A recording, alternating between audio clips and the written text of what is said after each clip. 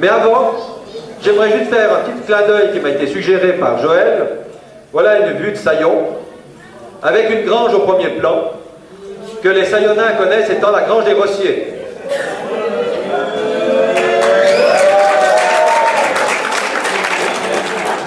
Sur cette grange, à l'entrée, il y a une poutre, dont on voit le détail ici. Et sur cette poutre, il y a une inscription: Joseph, Bernard, Rossier, Marie, Catherine, Lugon, et la date 1875. C'est la grange qui a été construite par nos ancêtres. Et tous vous ici, vous auriez pu potentiellement en être les héritiers. Alors je ne vais pas raviver les histoires de famille, mais juste pour vous dire, c'est même plus les Rossiers aujourd'hui, c'est les Jacques Fabry. Alors si vous passez à l'entrée de Saillon, n'hésitez pas d'aller voir cette grange. La poutre est très lisible et vous verrez les initiales de nos ancêtres qui, lorsqu'ils ont construit cette grange, ont voulu se rappeler au bon souvenir de leurs descendants. J'en viens à la branche des Lugon-Hildebrand, donc la branche du garçon. Qu'est devenu ce jeune garçon, Jules Lugon, dont j'ai ici la signature, qui a une histoire passionnante. Histoire passionnante parce qu'elle nous concerne pratiquement tous. Jules Lugon a 15 ans quand son père décède. C'est le petit dernier. Ses sœurs sont mariées.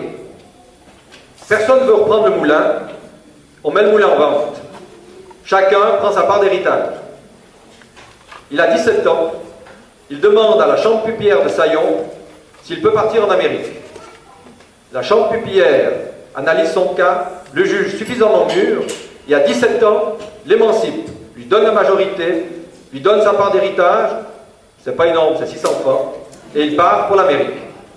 Voici l'oncle Jules Lugon, comme j'ai le plaisir de l'appeler, à différentes étapes de sa vie, jusqu'à la dernière image, où, malade, à quelques semaines de décédé, on le trouve un petit peu plus maigre, alors que c'est un personnage assez joufflu toute sa vie. Qu'est-il devenu? Jules Lugon part de Saillon, comme je l'ai dit, à l'âge de 17 ans.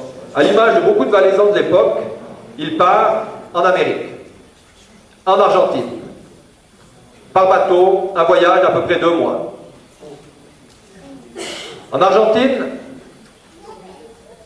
il va à Buenos Aires. Que fait-il à Buenos Aires? Il essaye d'asseoir son avenir et il fait un apprentissage. Fils de meunier, il fait un apprentissage de boulanger. Il reste à peu près jusqu'à 27-28 ans à Buenos Aires, mais Jules Lugon n'est pas un sédentaire. Il n'a pas fait pour ouvrir sa petite boutique et vendre du pain. C'est un aventurier et il décide de s'engager comme cuisinier dans l'armée argentine lors d'une guerre qu'on appelle en Argentine la guerre du désert. Une guerre à laquelle il sera blessé par un coup de sabre qui lui laissera une marque sur le visage qui sera mentionnée sur sa carte d'identité. Quelques années après, il décide de passer les Andes pour s'établir au Chili. Et du Chili, il fera une escale en direction de Lima en pensant se rendre en Amérique du Nord. Durant ses pérégrinations, il fait connaissance avec un Italien qui s'appelle Antonio Montalbetti. Et avec Montalbetti, quand il arrive au Chili, il achète une concession de terrain qu'il développe dans le sud du Chili.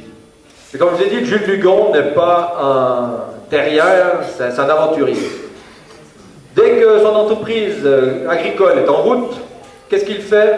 Il écrit à ses sœurs qui sont en Suisse en disant: j'ai un domaine, ici c'est bien plus facile à travailler la terre dans le Valais, venez me rejoindre. C'est ainsi que dans la commune de Rengo au Chili, il fait venir les enfants de sa sœur, Daniel, Alexia et Valentin Diodulo. Ici la photo, les enfants sont un peu jeunes. Alexia avait marié un caron fuit qui a profité des circonstances pour quitter le Valais. C'est celui qui a été chercher le cadavre de Farinet dans les gorges de la Salinte, et il avait profité de la circonstance pour lui voler le porte-monnaie. Condamné, il devait faire la prison, il a préféré partir en Argentine avec sa femme, travailler le terrain de l'oncle Jules.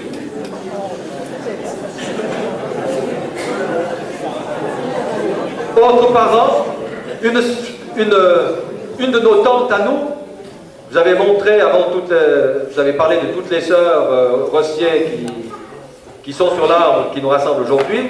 Il y en a une, la branche violette, je dis, ils sont partis au Chili. Voilà une photo qui nous est revenue du Chili.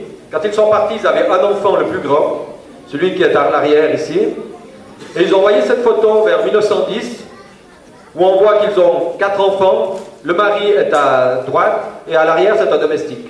Ils sont au Chili, ils travaillent les terrains de l'oncle Jules, où ils ont fait une belle situation, en tout cas à un moment donné, puisqu'on a perdu leur trace. Jules Lugon part de Santiago et part en direction de Lima. Il a l'idée d'aller dans l'Amérique du Nord. Il s'arrête à Lima, mais je t'ai dit, c'est un aventurier.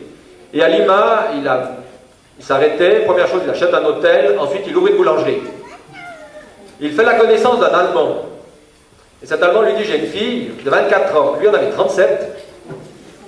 Et sans demander ni avoir vu la fille d'ailleurs, il demande à cet Allemand, est-ce que je peux l'épouser? Et c'est ainsi qu'il se marie en 1883 avec Emilia Hildebrand, qui découvre son mari quand son père rentre à la maison en disant, j'ai promis ta main à Monsieur Lugon. Ils ont 5 enfants.